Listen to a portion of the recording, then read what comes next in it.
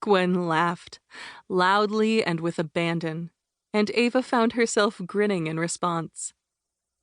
For a moment, as Gwen's laughter died down and Ava's smile faded, they stared at each other, and something felt heavy, different. Gwen cleared her throat and held her hand out for the script. Well, I'll certainly take your opinion into account. When Luke yelled that he was going to bed, Ava assumed that this was the point where Gwen left to tuck him in. It made her think of her own mother coming to say goodnight, and to check that she wasn't up late reading with her Lexicube, which happened more often than not.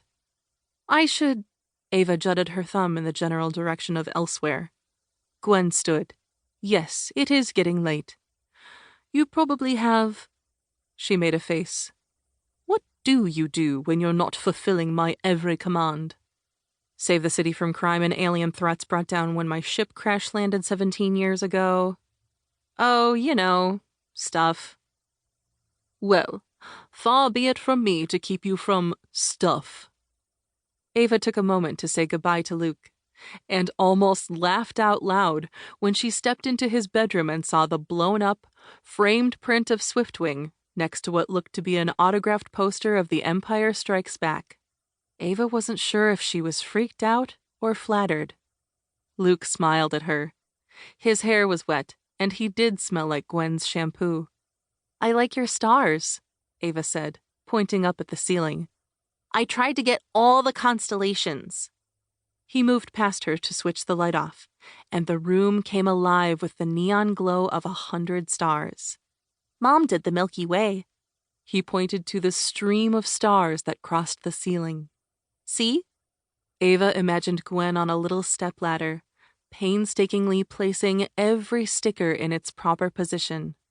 She thought about what Gwen was fighting for, and how her own role in it, as strange and confusing as it was, really might make a difference.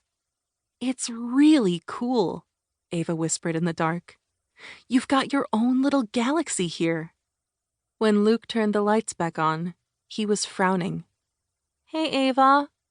Yeah? If you're dating my mom, can we still be friends? Will you still, help me with my homework and stuff? Ava took in a breath, surprised at the twinge in her chest. Of course, she replied honestly. Of course I will. We're friends no matter what. Okay. He looked down and kicked the toe of his sock against the rug. Thanks for coming to say goodnight. I'll see you soon, okay? Ava smiled warmly. Luke grinned and waved at her as she left. Gwen walked her to the door, another first. They were quiet as the evening settled down around them.